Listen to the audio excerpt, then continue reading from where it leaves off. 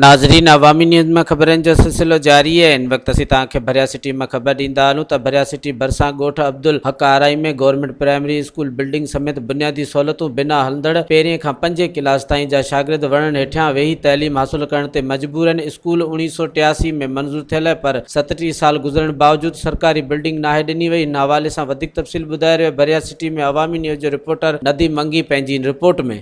नाज़रीन, हिन वक्त असां भिरयास्टी भरसान ॻोठ अब्दुलहक आराईन में गवर्नमेंट प्राइमरी स्कूल में बीठा आहियूं। हिन जदीद दौर में भी इतां जा ॿारड़ा बिना बिल्डिंग के वणन हेठां वेही तालीम हासिल कर रहा आहिनि। जॾहिं त वेहण जे लाइ फर्नीचर ना आहे, पट ते सिरुनि ते वेठा आहिनि।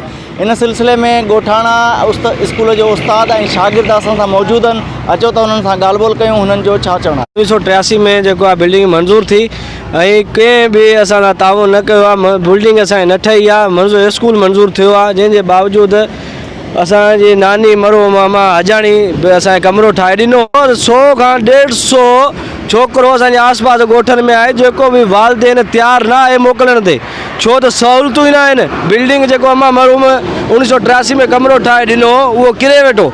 हींअर ॿार रोड ते पट ते वेही भितनि ते चढ़ी, तव्हां पोइ हिते ॾिसी सघो था, भितनि ते चढ़ी तइलीम हासिल वेठा कनि। न पाणी पीअण लाइ आहे, हे नलको लॻल आहे जो 1500 आहे संख्या।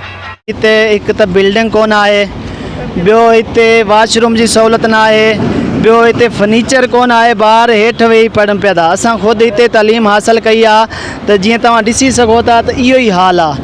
असांखे गवर्नमेंट सिंध जे अपील आहे त असांखे मदद कई वञे ऐं असांखे फर्नीचर ऐं बिल्डिंग ठाराए ॾिनी वञे जीअं त तइलीम जो निज़ाम बहितर थी सघे। असांखे गवर्नमेंट जे तरफ़ां बिल्डिंग न आहे ऐं वॉशरूम बि न आहे ॿारनि जे लाइ। 4 दीवारी में रोड ते स्कूल आहे। गाॾियुनि जो गोड़ शोर जे करे तइलीम मुतासिर थिए थी। असांखे गवर्नमेंट सिंध खां अपील आहे त असांखे फौरी तौर गवर्नमेंट बिल्डिंग ॾिनी वञे ऐं फर्नीचर पूरो कयो वञे। असांजे स्कूल में बिल्डिंग न आहे, असां ॿाहिरि वेही था पढ़ूं, असां वण हेठां वेही तालीम हासिल करे। स्कूल में फर्नीचर जी खोट ज़मीन ते वेही तालीम हासिल कनि। असां बिलावल भुट्टो ज़रदारीअ खे अपील था कयूं नोटिस वठी पाणी पीअण जो न आहे, असां वण जा हेठां वेही तालीम हासिल कयूं। नाज़रीन, तव्हां ॻोठाणनि जी, उस्तादनि जी ऐं शागिर्दनि जी ॻाल्हि ॿोल ॿुधी। उन्हनि जो इहो चवणु हुयो त हिन जदीद दौर में बि असां वणनि हेठां वेही पट ते तालीम हासिल करे रहिया आहियूं। जॾहिं त तालीम खाते खे लिखियो आहे पर उन बावजूद बि तालीम खाते को बि नोटिस न आहे वरितो।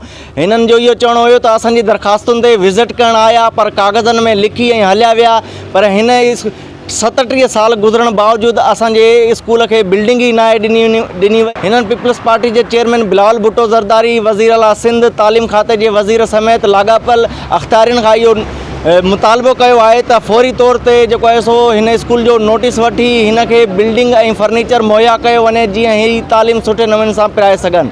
कैमरा टीम सां गॾु नदीम अली मंगी, अवामी न्यूज़ टीवी भिरयास्टी। मज़ीद खबरों और तफसीलात के लिए विजिट करें हमारी वेबसाइट www.awamiNewsHD.com।